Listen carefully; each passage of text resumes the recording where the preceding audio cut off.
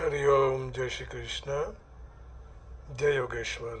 बंशीधरम तोत्रधरम नमामि मनोहरम मोहहरम च कृष्णम मालाधरम धर्मधुरम धरं च पार्थस्य सारथ्यकरं च देवम् कर्तव्यदीक्षं च समत्वशिक्षं ज्ञानस्य भिक्षां शरणागतिं च ददाति गीता करुणाद्भुता कृष्णेन गीता जगतो हिताय।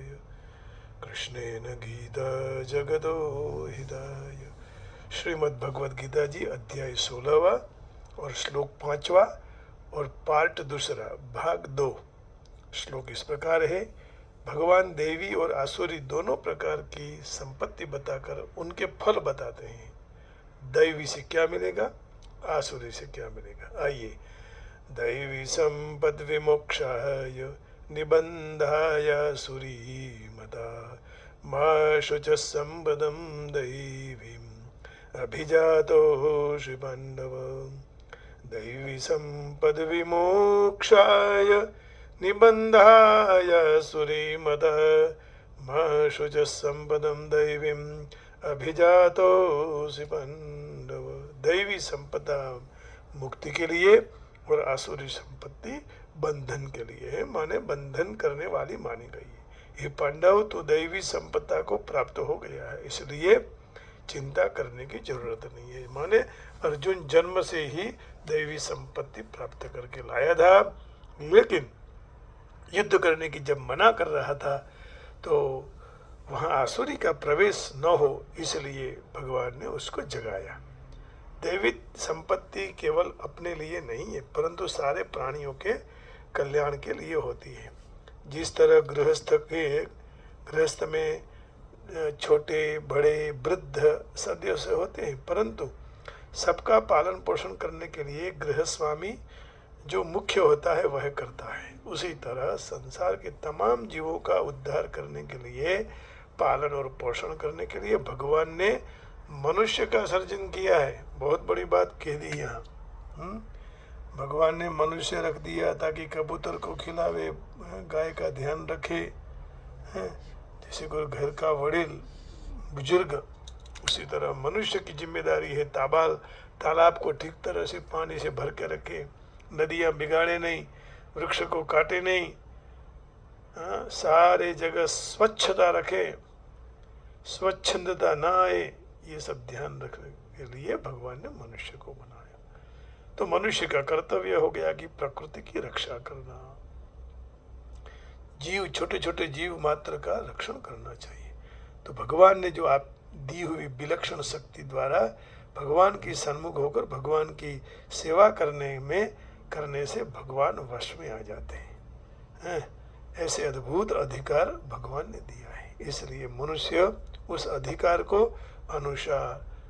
अधिकार के अनुसार यज्ञ, दान, तप, तीर्थ, व्रत, जप, स्वाध्याय, सत्संग और जितने साधन हैं, माध्यम हैं भगवान को प्राप्त करने के लिए, उनके द्वारा उनका अनुष्ठान केवल अनंत ब्रह्मांड के अनंत जीवों के कल्याण के लिए करें और दृढ़ संकल्प से प्रार्थना करें कि हे नाथ, सारे जीवों का कल्याण हो, सारे जीवन मुक्त हो, सारे जीव अपने अनन्य प्रेमी भक्त बन जाए। परंतु हे नाथ, यह केवल आपकी कृपा से ही हो सकता है। मैं तो केवल प्रार्थना कर सकता हूँ, और भी अपनी दी हुई सद्बुद्धि के द्वारा ही। ऐसा दृढ़ भाव करके अपनी कहने वाली शरीर, इंद्रियां, मन, बुद्धि, धन, संपत्ति, सारी चीज़ों को सारी दुनिया के कल्याण के लिए भगवान को अर्पण कर दे।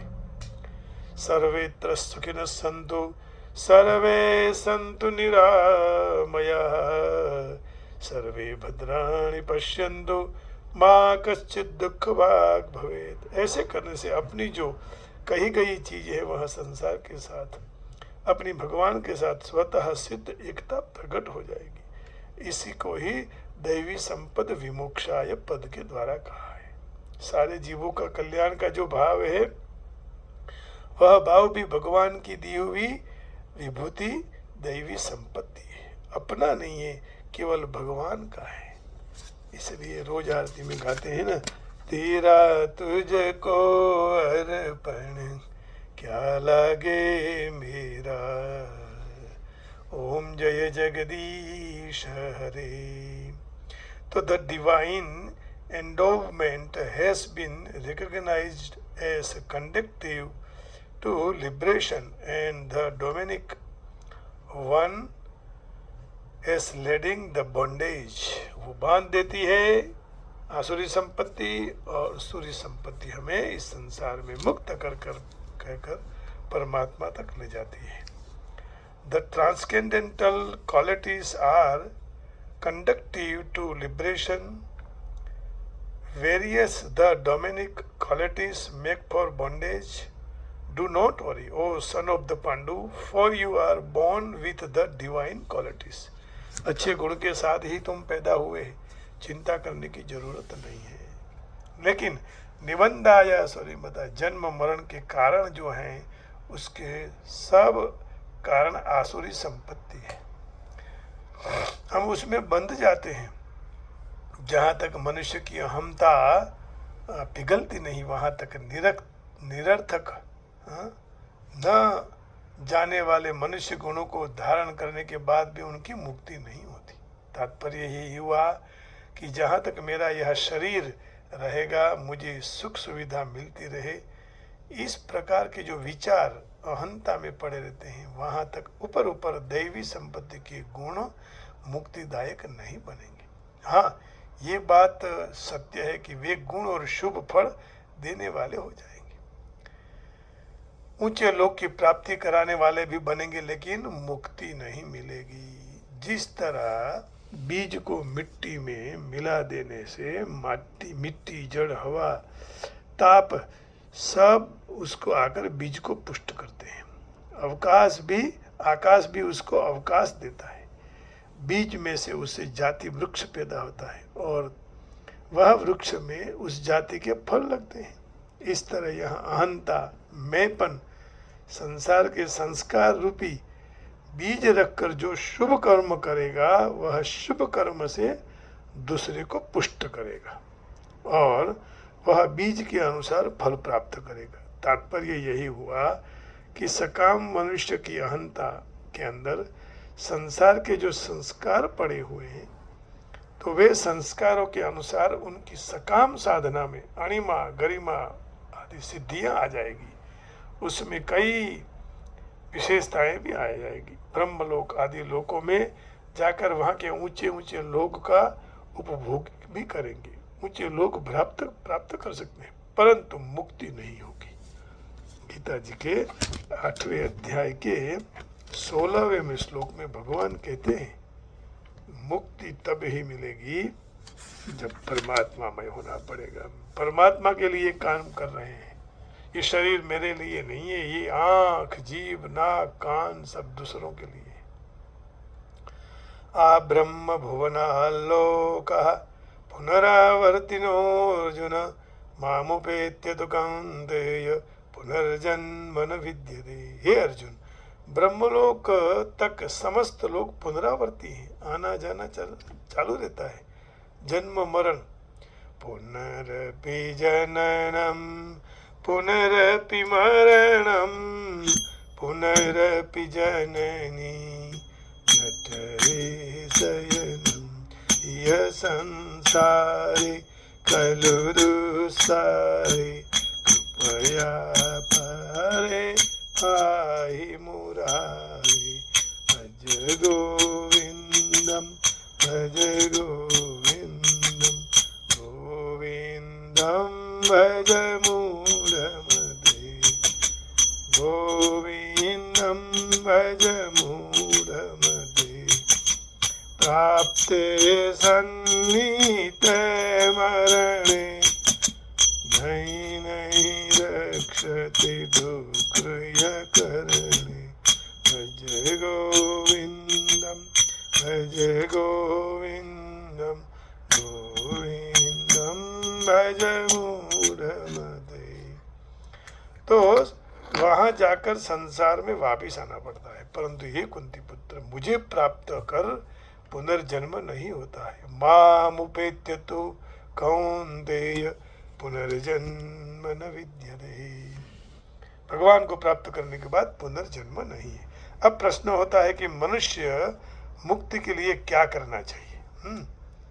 तो उत्तर यही है कि जैसे बीज को हम भूंज डालते हैं या तो हम उसको बॉईल कर देते हैं, तो उस बीज में अंकुर नहीं रहता है, अंकुर फूटेगा नहीं। भर्जिता क्वथिता धाना प्रायो बीजाय नश्यते। श्रीमद् भागवत जी 10वां स्कंद 22वां अध्याय 26वां श्लोक। भर्जिता क्वथिता धाना प्रायो बीजाय नश्यते। भर्जिता क्वथिता धाना प्रायो बीजाय नश्यते। तो उस बीज को यदि हम बोएंगे पृथ्वी में, उसके साथ प्राप्त कर लेगी, लेकिन उसका पता ही नहीं लगेगा कि यह बीज था या नहीं, क्योंकि वो मिट्टी के साथ मिट्टी हो जाएगी। इसी तरह मनुष्य को जब दृढ़ निश्चय हो जाएगा कि मुझे केवल परमात्मा प्राप्ति करनी है, तथा संसार के सारे बीज संस्कार अहंता में से नष्ट हो जाएंगे। शरीर प्राणों में एक प्रकार की आसक्ति है, मैं सुखपूर्वक जीता रहूं, मान बढ़ाई मिलते रहे, मैं भोगता रहूं आदि। तो इस तरह जो व्यक्तित्व को बचाने के लिए चलते हैं, उनमें सारे गुण आने होते हुए भी आसक्ति के कारण मुक्ति नहीं हो सकती है। इसलिए तो अनासक्ति में बढ़ना चाहिए। अच्छे गुण आने के बाद भी मुक्ति नहीं हो सकती है, क्योंकि मैं ये करता रहूं, मुझे बड़ा भोग मिलते रहे, आनंदे रहूं, सुख से रहूं। क्योंकि ऊंच नीच योनि में जन्म लेने के कारण प्रकृति के साथ का हमारा संबंध है। उच्च नीच योनि में जन्म लेवानो कारण प्रकृति સાથેનો संबंध है। उच्च नीच यानी ब्राह्मण क्षत्रिय वैश्य नहीं, पशु पक्षी मृगादि कीट की बात कर रहे हैं। देखिए उसमें 13वें अध्याय का 21वां श्लोक क्या कह रहा है। आइए 13वें अध्याय का 21वां श्लोक। पुरुषः प्रकृतिस्थो हि भुन्ते प्रकृतिजन् गुणान् कारणं गुणसंगोऽस्य सदसद्यो निजन्मसु। पुरुषः प्रकृतिस्थो हि भुङ्क्ते प्रकृतिजन् गुणान् कारणं गुणसंगोऽस्य सदसद्यो निजन्मसु। प्रकृति में स्थित पुरुष जीव ही प्रकृति से पैदा हुए गुणों का भोक्ता बनता है, और गुणों के संग ही उसके अच्छी और बुरी योनियां में जन्म लेने में कारण रूप बनती है ना। तो अच्छे जैसा कर्म करोगे वैसा फल देगा भगवान, गीता का ये है ज्ञान, है ना। तो भर्जिता क्वथिता धाना प्रायो बीजाय नश्यते। तो जिसने प्रकृति के साथ संबंध जोड़ लिया है वह शुभ कर्म करके ब्रह्मलोक तक पहुंच जाता है, लेकिन बंधन तो रहता ही है। बंधन मुक्ति के लिए तो क्या करना पड़ेगा कि मेरा शरीर मेरा नहीं है, मेरे पैसे, मेरे मकान, मेरी गाड़ी, वाहन ये दूसरों के उपयोग में आए तब मुक्ति हो सकती है, अन्यथा नहीं। भगवान ने इस अध्याय में आसुरी संपत्ति के 3 फल बताए हैं। हाँ, इसलिए इस श्लोक में निबंधाय आसुरी मता पदों से बंधन रूप से सामान्य फल कहा है, और दूसरे अध्याय के 41वें से 44 श्लोक में वर्णन किए हुए दूसरे अध्याय के 41, दूसरा अध्याय का 41। अब यहाँ भगवान कुछ और स्पष्टता करना चाहते हैं, इसलिए 41 से 44 तक, है ना। व्यवसायात्मिका बुद्धि एकेह कुरुनंदन बहुशाखा यनंदाश्च बुद्धयो व्यवसायिनम्। हे कुरुनंदन, यह समबुद्धि की प्राप्ति के विषय में निश्चयात्मिका बुद्धि एक ही होती है। हाँ, जिनका एक निश्चय नहीं है, ऐसे मनुष्य की बुद्धि अनंत और बहुत प्रकार की होती है, फिर वह भगवत प्राप्ति नहीं कर सकता है।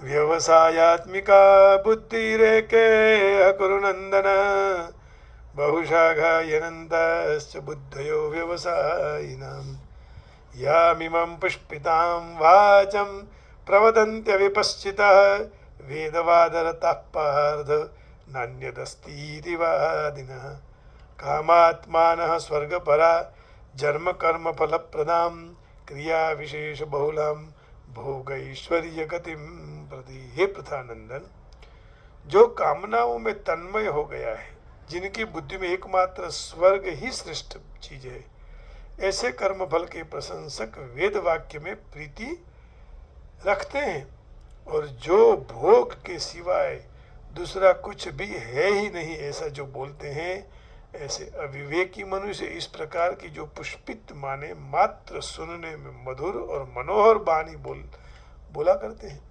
जन्म रूपी कर्म फल देने वाली है और भोग तथा ऐश्वर्य की प्राप्ति के लिए कई जात की कई क्रियाओं का वर्णन करने वाली है। अब देखिए 24वें श्लोक में अंतिम, भोगैश्वर्य प्रसक्तानां तया परुत चेतसां व्यवसायात्मिका बुद्धि समाधौ न विधीयते। तो लालचू लोभयुक्त वाणी के द्वारा जिनका चित्त हरा हुआ है, अर्थात भोगों की तरफ खींचा गया है, आकृष्ट हो गया है, भोग और ऐश्वर्य में अत्यंत आसक्त है, ऐसे मनुष्य की परमात्मा में निश्चयात्मिका बुद्धि नहीं होती है। व्यवसायात्मिका बुद्धि ही माने निश्चयात्मिका, हाँ, और व्यवसायात्मिका निश्चयात्मिक एक ही होती है। और बहुशाखा अनंताश्च बुद्धयो अव्यवसायिनम वहाँ कहा, तो अव्यवसायिनम का अर्थ क्या है, जिनका कोई एक निर्णय ही नहीं है, रोजाना निर्णय बदलते रहते हैं, तो उनकी फिर मुक्ति नहीं हो पाती है। अब देखिए 9वें अध्याय के 20 और 21 श्लोक में सकाम उपासक भी इसमें आ जाते हैं। 9वें अध्याय के 20 और 21 क्या कहते हैं 20-21 में, ते तम भुक्त्वा स्वर्गलोकम विशालम क्षीणे पुण्ये मर्त्यलोकम विशन्ति एवं त्रयी धर्म मनुप्रपन्ना गतागतम काम कामा लभन्ते। फिर वे विशाल स्वर्गलोक के भोगों कर पुण्य क्षीण होते ही मृत्युलोक में आ जाते हैं, और इस तरह तीनों वेदों में कहे हुए सकाम कर्मों के आश्रय लेने वाले भोगों को इच्छते मनुष्य आवागमन को प्राप्त करते हैं। 21वां श्लोक और 20वां श्लोक, त्रैविद्या मां सोमपाः पूत पापा यज्ञैरिष्ट्वा स्वर्गतिं प्रार्थयन्ते ते पुण्यमासाद्य सुरेन्द्रलोकम् अश्नन्ति दिव्यान् दिवि देव भोगान्।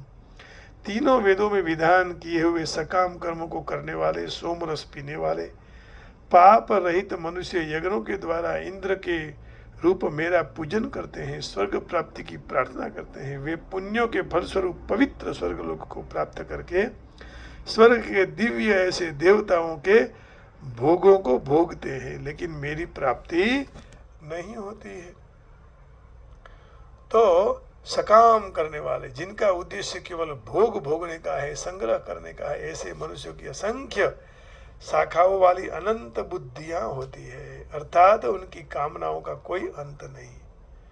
जो कामनाओं में तन्मय है, कर्म फल के प्रशंसक वेद वाक्यों में ही प्रीति रखती है, वेद वाक्यों में ही प्रीति रखते हैं कि आप यज्ञ करो तो संतान होगा, है ना, ये पूजा पाठ करो तो वो मिलेगा, ये सब पूजा पाठ करने का, यज्ञ करने का, लेकिन निष्काम भाव से करने का, सबके कल्याण के लिए, विश्व हिताय विश्व कल्याणाय, और कर्म फल पे प्रशंसक माने वेद वाक्य में प्रीति रखते हैं। तो वैदिक यज्ञादि विधि विधान करते हैं, परंतु कामनाओं के कारण उनके जन्म मरण रूपी बंधन होते रहते हैं।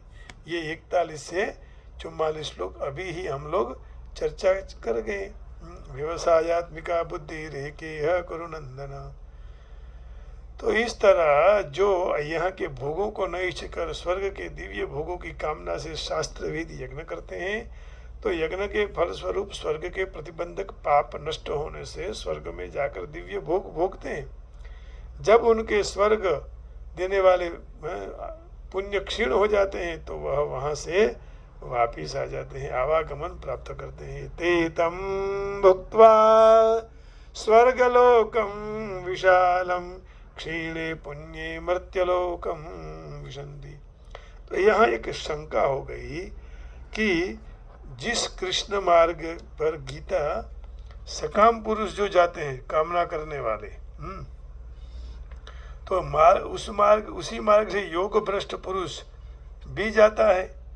तो इससे दोनों को मार्ग एक होने से, दोनों पुनरावर्ती होने से सकाम पुरुषों की तरह योग भ्रष्ट पुरुषों को यहाँ निबंधायासुरी मता वाला बंधन होना चाहिए, ऐसा कह रहे हैं। देखिए 6ठे अध्याय के 21वें श्लोक को देख लेते हैं। इसका भाग भी बहुत बड़ा होगा। ये श्लोक 6ठे का 41वां।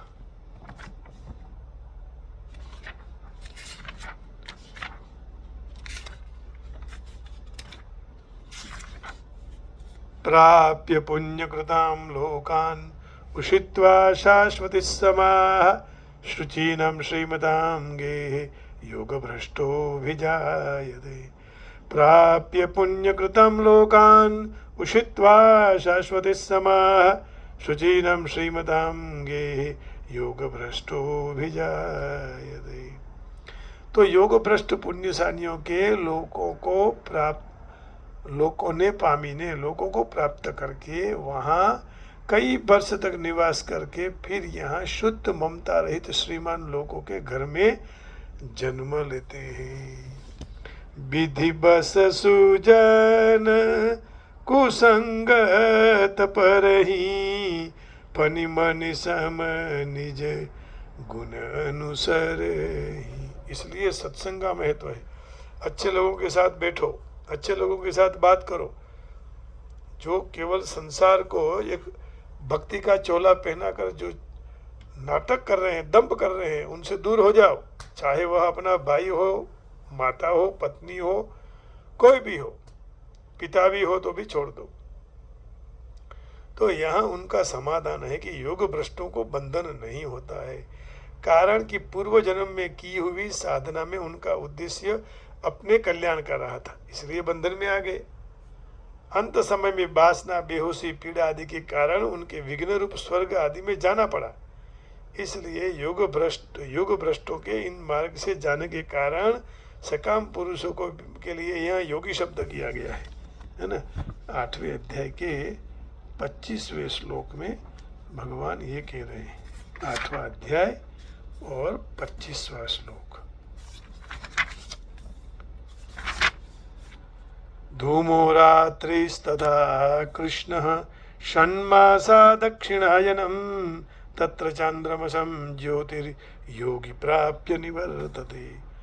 धूम के अधिपति देवता, रात्रि के अधिपति देवता, कृष्ण पक्ष के अधिपति देवता और 6 महीने वाले दक्षिणायन के अधिपति देवता हैं। शरीर को छोड़कर वह उसी मार्ग में गए हुए सकाम कर्म करने वाले योगी चंद्रमा की ज्योति को प्राप्त कर फिर वापिस आता है और जन्म मरण को प्राप्त होता है। छूट नहीं सकता, फिर वही स्थिति हो जाती है। आना जाना चालू ही रहता है। तो इसलिए अन्यथा सकाम पुरुष योगी कह ही नहीं सकते हैं। आसुरी संपत्ति का दूसरा जो फल है वह पतंती नरके सुचौ। गीता जी के 16वें अध्याय का 16वां श्लोक, माने जो हम जिस अध्याय की चर्चा कर रहे हैं उसी अध्याय का 16वां श्लोक। अनेक चित्त विभ्रांता मोहजाल समावृता प्रसक्ता काम भोगेषु पतन्ति नरकेषु च। अनेक चित्त विभ्रांता मोहजाल समावृता प्रसक्ता काम भोगेषु पतन्ति नरकेषु च। कामनाओं से अनेक तरह भ्रमित चित्त वाले मोह रूपी जाल में अच्छी तरह से फंसे हुए पदार्थ और भोगों में अत्यंत आसक्त रहने वाले मनुष्य भयंकर नरक में गिरते हैं, पड़ते हैं। अनेक चित्त विभ्रांता मोह जाल समावृता प्रसक्ता काम भोगेषु पतन्ति नरकेषु च। हाँ, तो ये नरक में गिरते हैं। तो जो कामना को वशीभूत होकर पाप, अन्याय, दुराचार आदि करते हैं, उनके फलस्वरूप स्थान विशेष नरक की प्राप्ति होती है। तो आसुरी संपत्ति का तीसरा फल है आसुरीषु अयोनिषु अवयोनिषु ततो यान्ति धमाम गतिम। 16वें अध्याय के 19वां और 20वां श्लोक। आसुरीष्वेव योनिषु ततो यान्ति धमाम गतिम, 19वां और 20वां श्लोक इसी अध्याय का। तानहं द्विषतः क्रूरान् संसारेषु नराधमान् क्षिपाम्यजस्रमशुभान् आसुरीष्वेव योनिषु। वह द्वेष करने वाले क्रूर स्वभाव वाले नराधमों को पापाचारियों को मैं संसार में बारंबार आसुरी योनियों में डालता हूँ। आसुरीं योनिमापन्ना मूढ़ा जन्मनि जन्मनि माम अप्राप्यैव कौन्तेय ततो यान्त्यधमां गतिम्। हे कुंती नंदन, वे मूर्ख मुझे बिना प्राप्त किए ही जन्म जन्म आसुरी योनि को प्राप्त करते हैं। उससे भी वह कई नीच गति को अर्थात भयंकर नरकों में गिरते हैं। तो यहाँ दोनों श्लोकों में भी बता दिया, जिनके अंतर में दुर्गुण दुर्भाव है वह कभी कभी उनसे प्रेरित होकर वह दुराचार कर बैठते हैं। तो उनका दुर्गुण दुर्भाव अनुसार पहले तो आसुरी योनि से योनि की प्राप्ति, फिर दुराचार के अनुसार अधम गति नरकों की प्राप्ति में बताई गई है। तो आज यहीं तक रखेंगे। ये बहुत इसका चिंतन है, मेरे ख्याल से 2 दिन 3 दिन चल सकता है। आज यहाँ विराम देंगे, भगवान का संकीर्तन करेंगे और बड़ा आनंद उठाएंगे। गोविंद बोलो हरि गोपाल बोलो, गोविंद बोलो हरि गोपाल बोलो, राधा रमण हरि गोविंद बोलो, राधा रमण हरि गोविंद बोलो, गोविंद बोलो हरि गोपाल बोलो, गोविंद बोलो हरि गोपाल बोलो, राधा रमण हरि गोविंद बोलो, राधा रमण हरि गोविंद बोलो, गोविंद बोलो हरि गोपाल बोलो। गणेश जी की जय जय, हनुमान जी जय जय, गणेश जी की जय जय, हनुमान जी जय जय, शिव जी की जय जय, पार्वती जय जय, पार्वती जय जय, गोविंद बोलो हरि गोपाल बोलो, राधा रमण हरि गोविंद बोलो। विष्णु जी की जय जय, लक्ष्मी जी की जय जय, ज्ञान की देवी माँ सरस्वती जय जय, गोविंद बोलो हरि गोपाल बोलो। राम जी की जय जय, लक्ष्मण जी की जय जय, जनक दुलारी सीता माता की जय जय, गोविंद बोलो हरि गोपाल बोलो, राधा रमण हरि गोविंद बोलो। गंगा की जय जय, यमुना की जय जय, त्रिवेणी मात सरस्वती की जय जय, गोविंद बोलो हरि गोपाल बोलो, राधा रमण हरि गोविंद बोलो, रमण हरि गोविंद बोलो। कृष्ण कन्हैया लाल की जय, द्वारिकाधीश की जय, योगेश्वर भगवान की जय। आप सबके हृदय में बैठे हुए परमात्मा को प्रणाम करके वाणी को विराम देता हूँ। जय श्री कृष्ण, जय राम जी की, राधे राधे, हरिओम, जय श्री राम, जय योगेश्वर। ओम नमः शिवाय, राधे राधे, जय गिरनारी।